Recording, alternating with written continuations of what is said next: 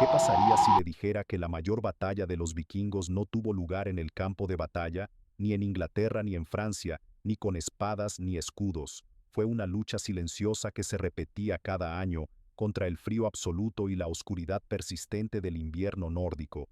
Cuando los fiordos se congelaban, cuando el sol casi desaparecía del horizonte, comenzaba el verdadero desafío de la supervivencia. Las casas comunales quedaban sepultadas bajo la nieve y los suministros disminuían día tras día. La supervivencia de todo el clan ya no dependía de la fuerza, sino de lo que se había preparado de antemano. El genio de los vikingos no residía en la ferocidad del guerrero, sino en el cálculo silencioso del almacenamiento de provisiones. Eran las despensas, sótanos y alimentos cuidadosamente almacenados los que decidían quién sobreviviría y vería el regreso de la primavera. ¿Qué fue lo que realmente ayudó a los vikingos a superar estos meses fríos y oscuros? ¿Dónde empezó su secreto para la supervivencia? El secreto de la supervivencia vikinga no empezaba con la comida, sino con el lugar donde se guardaba. La casa comunal no era solo un refugio, sino la primera línea de defensa contra el hambre. Cada detalle de la arquitectura servía a un único propósito: hacer que los alimentos duraran más que las personas. El corazón del sistema era un sótano excavado profundamente en la tierra, a menudo situado bajo el hogar o en el lugar más fresco de la casa. La temperatura estable del suelo protegía los alimentos perecederos de las heladas y la putrefacción. En esa oscuridad y frescura, los bienes más valiosos se guardaban cuidadosamente en tinajas de barro y barriles de madera. Encima de esto, justo debajo del techo, se encontraba otra estancia. El humo cálido del hogar sin chimenea flotaba siempre aquí, pero esto no era un inconveniente, sino tecnología. La carne y el pescado se colgaban para ser ahumados lentamente, convirtiendo los alimentos frescos en una reserva a largo plazo. Afuera, los vikingos también construían graneros separados, erigidos sobre altos pilotes, para evitar la humedad y mantener alejados a los animales. Unas ranuras aseguraban una circulación de aire constante para mantener el grano seco. Todo estaba diseñado para vencer al tiempo, que constituía realmente la mayor parte de las comidas invernales de los vikingos si disponían de almacenes tan perfectos. Contrariamente a la imagen de guerreros, dándose siempre festines de carne e hidromiel, la mayor parte de las raciones invernales de los vikingos eran sumamente sencillas. Lo que los alimentaba durante los meses oscuros no era la carne sino el grano. Esta era la base de su existencia. El cultivo más importante era la cebada. Era robusta, resistente al clima severo y a los suelos pobres en nutrientes del norte. Con la cebada, los vikingos hacían pan, cocinaban gachas y elaboraban cerveza. En invierno, esta era la principal fuente de energía que les ayudaba a mantener sus fuerzas a diario. Junto a ella estaban el centeno y la avena. El centeno producía un pan oscuro, denso y de larga duración. La avena solía cocinarse como gachas calientes, un plato sencillo pero suficiente para calentar el cuerpo en las mañanas frías. No se desperdiciaba ni un solo grano. Las mujeres pasaban horas ante molinos de mano, triturando el grano seco para convertirlo en harina. Este sonido resonaba regularmente en la casa comunal, como señal de que la vida continuaba en medio del duro invierno. Gachas espesas, pan plano y un poco de mantequilla o miel poco común formaban comidas repetitivas, pero suficientes para la supervivencia. Para los vikingos el grano no era solo alimento, era una medida de riqueza, la base del trueque y el mantenimiento de la comunidad. Pero la energía por sí sola no era suficiente. ¿De dónde obtenían las proteínas cuando el invierno se alargaba? En un mundo donde la leche fresca duraba muy poco tiempo, los vikingos tuvieron que encontrar una forma de convertirla en algo que pudiera durar todo el invierno, y lo hicieron a través de la fermentación. El producto más importante era el skyr, no exactamente un yogur, sino más bien un queso fresco rico en proteínas. El skyr se elaboraba mediante una fermentación lenta, tras la cual se separaba el suero, dando como resultado un alimento espeso y nutritivo que se conservaba durante semanas en un sótano fresco. El suero restante no se desperdiciaba, se bebía como una bebida ligera o se vertía sobre la carne y otros alimentos, ya que su acidez frenaba el crecimiento de bacterias. Todo se aprovechaba, no había lugar para el desperdicio, pero lo que los vikingos más valoraban era la mantequilla. En verano, cuando las vacas daban mucha leche, Todo el excedente se convertía inmediatamente en mantequilla. Era una fuente de energía concentrada, exactamente lo que el cuerpo más necesitaba para resistir el frío. Para su conservación, la mantequilla se salaba, si había sal disponible, o se empaquetaba herméticamente y se enterraba profundamente en las turberas. El entorno frío, anaeróbico y ácido de las turberas ayudaba a que la mantequilla se conservara durante años, incluso décadas. El sabor cambiaba, pero la energía se mantenía. Cuando el invierno se hacía largo, eran estos barriles de mantequilla los que los ayudaban a aguantar, pero la leche y la mantequilla no eran todavía la fuente de proteínas más sostenible. ¿Qué alimento podía alimentar a los vikingos durante años? Había un producto que los vikingos no solo fabricaban para comer, sino que también utilizaban para las travesías marinas, el comercio y la expansión del mundo. Era el pescado seco, o lo que hoy se conoce como stockfish. No era blando ni sabroso, sino duro como una tabla, pero su valor era igual al del oro. Cada invierno, enormes bancos de bacalao ártico se desplazaban a las aguas del norte de Noruega. Los vikingos aprovechaban este regalo con un método sencillo pero preciso. El pescado se evisceraba, se ataba por parejas y se colgaba en bastidores de madera al aire libre, sin sal, sin fuego. Lo único que utilizaban era el aire frío y seco y el fuerte viento del invierno. El frío congelaba el pescado casi al instante, mientras que el viento extraía lentamente toda la humedad. Las bacterias no podían crecer en estas condiciones. Después de unos meses, el pescado perdía la mayor parte de su peso, volviéndose ligero, seco y duro como la madera.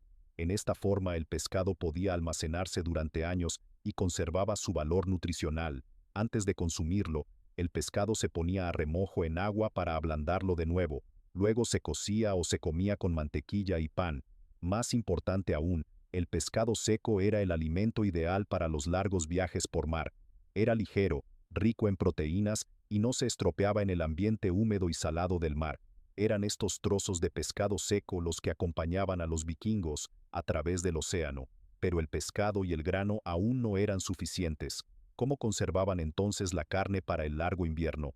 Aunque el pescado y el grano constituían la base, las comidas invernales de los vikingos no habrían estado completas sin la carne, pero la carne fresca duraba muy poco en el frío. Por eso cada otoño era tiempo de decisiones difíciles. Tenían que sacrificar la mayor parte de su ganado, ya que no podían alimentar a todo el rebaño durante el invierno si no había suficiente heno. Una parte de la carne se consumía inmediatamente en los festines, tras la cosecha. El resto debía conservarse para los largos meses. Se empleaban dos métodos principales, el ahumado y el salado.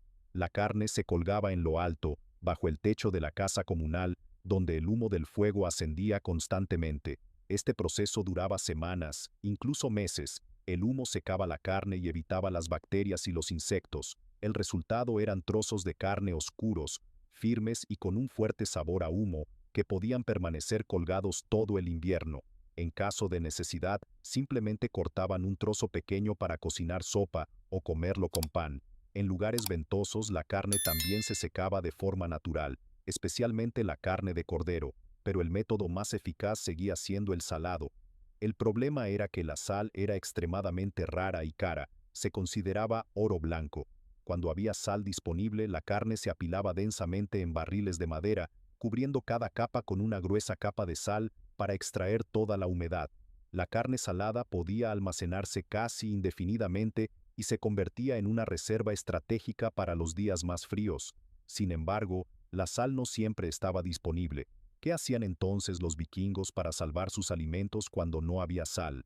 Cuando no había sal y el clima era demasiado húmedo para secar, los vikingos se enfrentaban a un desafío existencial y encontraron una solución por un camino arriesgado: la fermentación. En esencia, este es un método para controlar la descomposición, permitiendo que las bacterias buenas actúen antes de que el alimento se eche a perder por completo. El ejemplo más extremo es el hákarl, la carne del tiburón de Groenlandia. La carne fresca de tiburón es tóxica e incomestible. Para convertirla en alimento, los vikingos enterraban el cuerpo del pez bajo grava o arena durante semanas, incluso meses. La presión y el entorno ayudaban a que las toxinas escaparan. Después la carne se cortaba en tiras y se secaba durante más meses al viento frío. El resultado era un plato de olor muy intenso, pero seguro y nutritivo. Así transformaban lo incomestible en las duras condiciones de Islandia y Groenlandia en una valiosa fuente de proteínas. Otro ejemplo es el rakfisk, un pescado ligeramente fermentado. El pescado se evisceraba, se espolvoreaba con muy poca sal y luego se prensaba fuertemente en barriles de madera para que fermentara por sí mismo en un ambiente frío. Este proceso ablandaba la carne del pescado, debilitaba las espinas y lo conservaba durante mucho tiempo. Estos métodos no pretendían crear delicias, sino prolongar la vida. En el invierno vikingo, esta era la delgada línea entre la existencia y la muerte, pero no todos los alimentos requerían técnicas tan extremas. ¿Cómo conservaban los vikingos cosas más sencillas como las verduras para el invierno?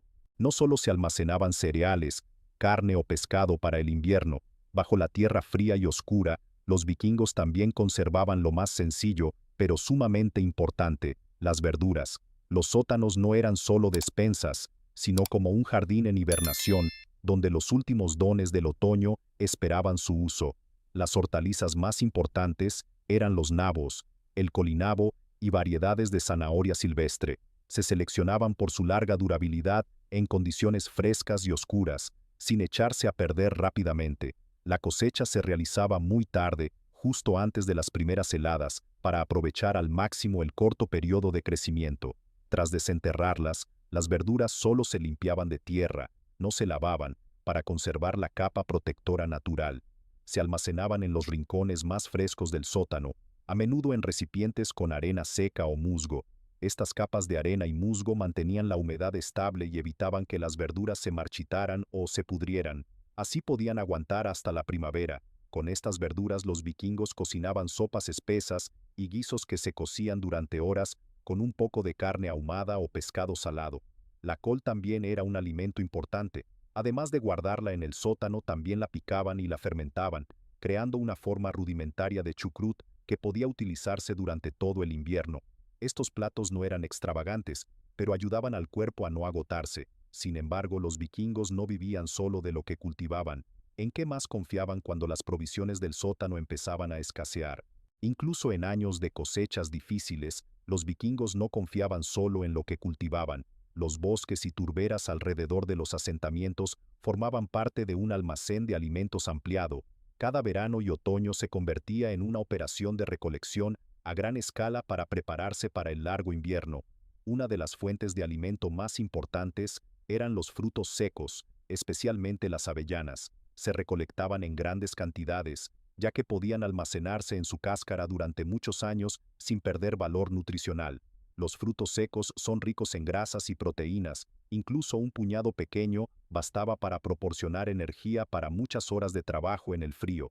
Junto a ellos estaban las bayas, como los arándanos rojos, los arándanos agrios, las moras árticas y las frambuesas silvestres. Aportaban un dulzor poco común y nutrientes que a menudo faltaban en la ración invernal. Las bayas podían secarse para mezclarlas en gachas o sopas, o simplemente ponerse en remojo en agua fría limpia. Gracias a su acidez natural, se mantenían frescas durante todo el invierno.